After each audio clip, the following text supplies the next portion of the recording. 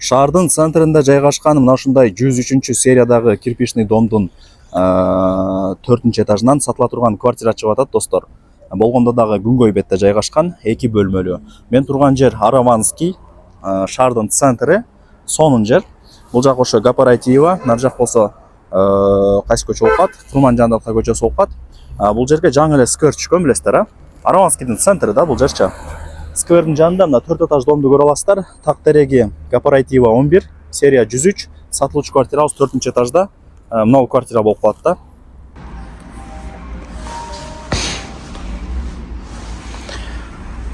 Достор, квартирага келип калдым. Сиздер 4 этажга чыгасыздар. Чыксаңыздар, мына ушул квартира сатылат. Эшикти ачып кирип келе бересиздер. Крышалары жабылган, 4 этаж, 2 бөлмө. Техпаспорт бар. Квадратурасы 43,5. Бул негизги комната. Киргениңиздердечи. Гостиная деп койсом жаңылышпайм. Коммуникация бардыгы центральный, бардыгы иштейт. 43,5 квадрат метр. Ипотекага дагы болот. Мына жагы санузел. Бул жак болсо негизги квартирага кирүүчү эшик. Мына эшик өтөлчү. Бул жак болсо барыңыздар билген кухня. Жеңелерибиздин офиси деп коем. Съемкага алсам ушинтип чалышат. Так, бул кухня болуп атат ошондо. Караңыздар. Газ бар, айнектери пластик, батарейкалар коюлган. Гарнитурлар мына эми колдон келишинче эле мындай жакшы квартиралардан бири экен. Караңыздарчы. Сонун болуп турат. Бул жак болсо спальная комната. Ата-энелердин уктоочу бөлмөсү деп коем. Батарейкалар коюлган.